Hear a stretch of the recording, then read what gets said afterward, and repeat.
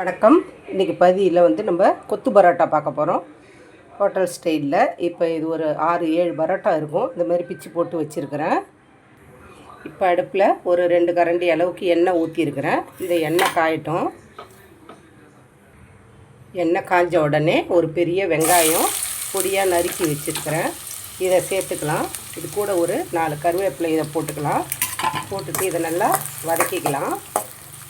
ரொம்ப சிம்பிள், ரொம்ப ஈஸியாக. நம்ம வெளியிலேருந்து வாங்கிட்டு வந்துட்டு கூட இந்த பரோட்டாவோட நம்ம வந்து கொத்து பரோட்டா, முட்டை பரோட்டா, சிக்கன் பரோட்டா அந்த மாதிரி எதை ஒன்றாலும் நம்ம இஷ்டத்துக்கு செஞ்சுக்கலாம். இப்போ இதில் ஒரே ஒரு பச்சை மிளகா காரத்துக்கு தகுந்த மாதிரி சேர்த்துக்கோங்க. நான் ஒரு பச்சை மிளகா தான் சேர்த்துருக்கேன். இந்த வெங்காயம் நல்லா வதங்கி வரட்டும். இப்போது இதில் ஒரு சின்னதாக ஒரு தக்காளி, இந்த தக்காளியை கொஞ்சம் பொடிசாக கட் பண்ணியிருக்கேன். இதையும் இதில் சேர்த்து வதக்கிக்கலாம். இந்த வெங்காயம் வந்து கண்ணாடி பதத்துக்கு வதங்கின பிறகு இதில் வந்து நம்ம தக்காளி சேர்த்து வதக்கிக்கலாம். இப்போது நம்ம சேர்த்த தக்காளி வந்து நல்லா வெந்து குழஞ்சி வந்துருச்சு. இந்த ஸ்டேஜில் இதில் 1 டீஸ்பூன் அளவுக்கு தனி மிளகாத்தூள், 1 டீஸ்பூன் அளவுக்கு கரம் மசாலா பொடி, சும்மா கொஞ்சமாக சால்ட்டு, இதுமாரி கலந்து இதையும் இந்த எண்ணெயிலே வதக்கிக்கலாம்.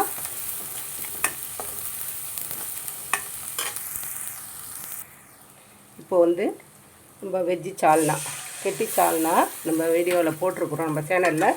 இப்போ இதில் சேர்த்துக்கலாம். 1 கப் அளவுக்கு சால்னா சேர்த்துக்கலாம். இது கொஞ்சம் கொதி வரட்டும். இப்போது இதில் நம்ம பிச்சு போட்ட இந்த பரோட்டாவை சேர்த்துக்கலாம். இதை நல்லா கலந்து கொடுத்துக்கலாம். இந்த சால்னா ஊற்றின உடனே நம்ம வந்து இந்த பரோட்டாவை போட்டு கிளறிடணும்.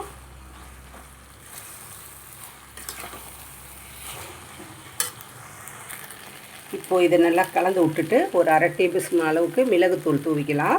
அவ்வளோதான். நம்ம வந்து இதை கலந்து கொடுத்துட்டு இப்போ வந்து ஒரு தோசை திருப்பியால் இல்லைன்னா ஒரு டம்ளரால் வச்சு இப்படி கொத்திட்டோம்னாக்கா நம்மளுக்கு கொத்து பரோட்டா சூப்பராக ரெடி ஆகிடும்.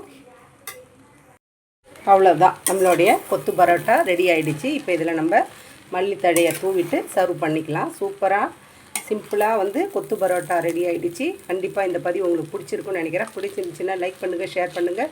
கதம்பம் 2.0 சப்ஸ்கிரைப் பண்ணுங்கள். பக்கத்தில் இருக்க பெல் ஐக்கானை அழுத்துங்க, ஹைப் பண்ணுங்கள். வாழ்க வளமுடன், நாளும் நலமுடன்.